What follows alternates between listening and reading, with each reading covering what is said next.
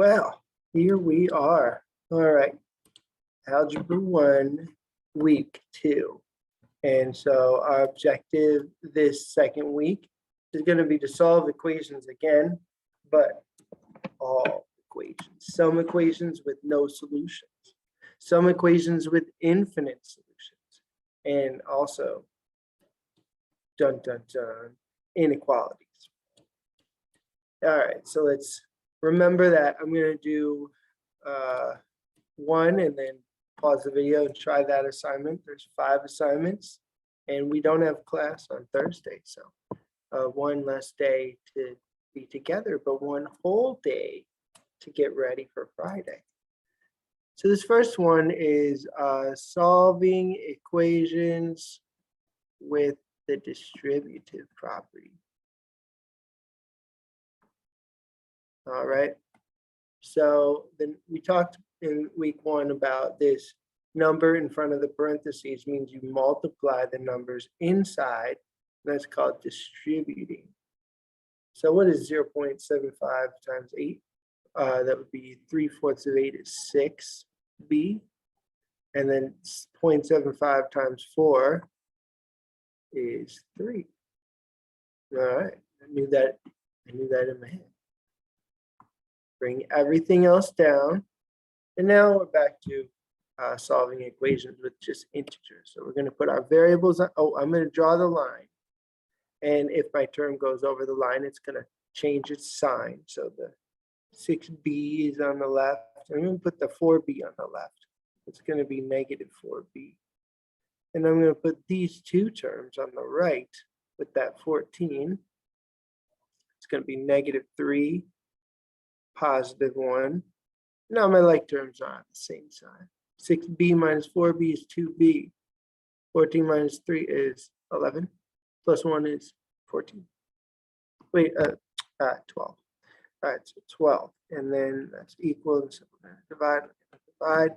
And b equals 6. Okay, so hopefully that wasn't too much different than what we did so far. Here, this one says, how many solutions does the following equation have? And the choices are 1, which would be you solve it and it works out. But there's also no solution. No solution. Or there could be infinite solutions. I'm just going to give you the little hint, the little guide here. So if you get something like 5 equals 0. That would be no solution. All right, and then sometimes you might get 5 equals 5, and that means there's infinite solutions. Why? Because 5 equals 0 is false. Anything that's false has no solution, but 5 equals 5 is true. Infinite solutions. So we'll see a little bit more about why. So let's distribute. 7y plus 21 equals 5y plus 8. Let's get our variables on the left and our numbers on the right. You know what? This one has one solution. That ain't right. 2y equals 13. Negative 13. Oh, but you know what? It's a good one to do because you get negative 13 over 2. But that does not mean there's no solution. That means there's a fraction solution. Now let's look at this next assignment. And now they won't all have one solution. That was the answer there was one solution. But now let's look at these equations, and this will help us see when there's no solution and when there's infinite solutions. Because what do you notice about the variable terms in all of these? I noticed that they're all some version of 19. If they're opposite, that's fine, because then we would add 19 to both sides and everything would work out. There's one solution. But so there's one solution again. But here, where the coefficients are exactly the same, they're both negative 19.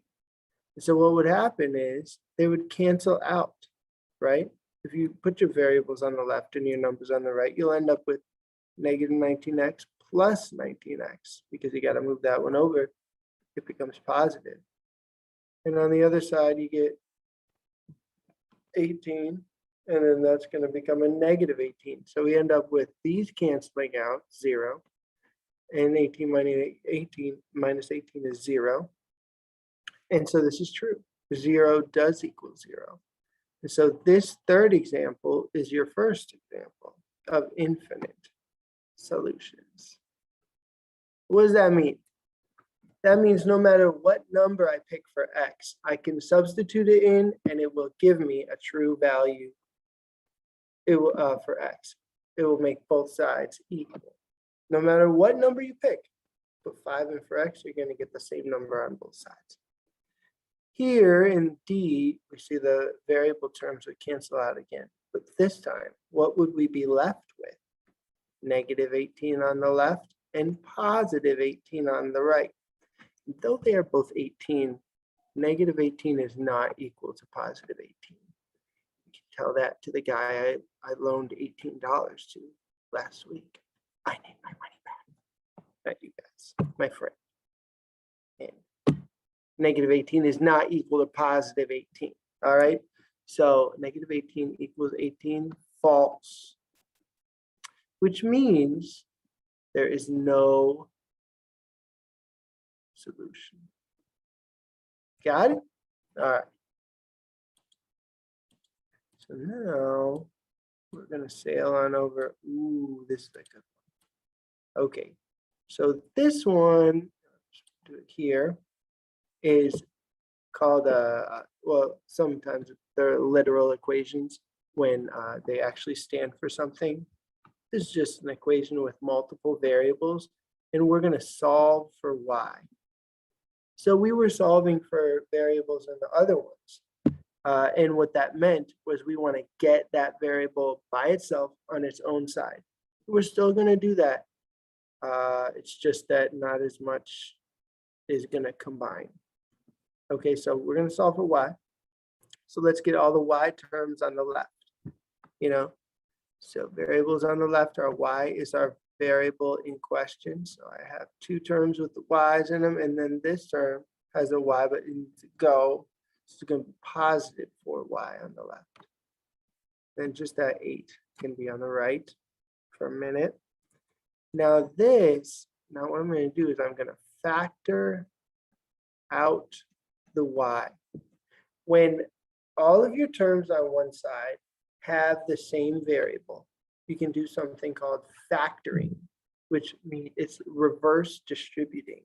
So instead of distributing something in, we're going to factor something out. We're going to put it in front of parentheses. It's like exactly the opposite of distributing. So I'm going to divide all these terms by y, which is how you factor, and that's because they all have a y in them. And then I'm going to write that y in front of parentheses, and I'm going to write what's left, my quotients, on the inside. So that p is left from the first term, q from the second term, and 4 from the last term. And now, in order to solve for y and get it by itself, all I have to do is divide. Divide by p plus q plus 4. And that cancels on this side. Of course, whatever I do to one side, I better do to the other side. So then y equals this. So don't try to add, p plus q. We don't know what p is or q. So that's all we can say. All right. But that's enough because we have y by itself. So that's what it means to solve for a variable. You would write all this into your answer. Okay. Have fun with that one. It's going to be great. And then the last one is inequalities. Sometimes when people are solving inequalities, they end up with an equal sign in their answer because you think about this exactly like you do equations. But here's the one trick. Switch sign, switch the inequality sign when multiplying or dividing by a negative coefficient. Okay, so we're gonna get a negative coefficient in this one, so that's good. All right, greater than or equal to. Make sure you know your inequality signs. That's greater than, the other one's less than or equal to because of the bar. Okay, so let's put our variables on the left of the inequality sign. So negative 17. And we'll put our numbers on the right. We got the 23 over there already, and the positive 31 is coming over. Hello. All right, so negative 4 minus 20 minus 17 is negative 21z. And 23 minus 31 is like 8. Some sort of an 8, a negative 8. Okay. And then it's greater than or equal to. So you see, I just did it the same way I would do it with an equation. And now I'm even going to divide by negative 21. But because I'm dividing by a negative, I don't switch it all the time. Only when you divide by a negative do you switch the sign. But because it was a negative 21 that I divided by, I am going to switch the inequality, and 2 negatives cancel. It's going to be 8 over 21. All right, so that's a little bit to get you started. I think you're going to do great, and I want to see questions in each section of the organizer. So we are ready to go on Friday. Bye.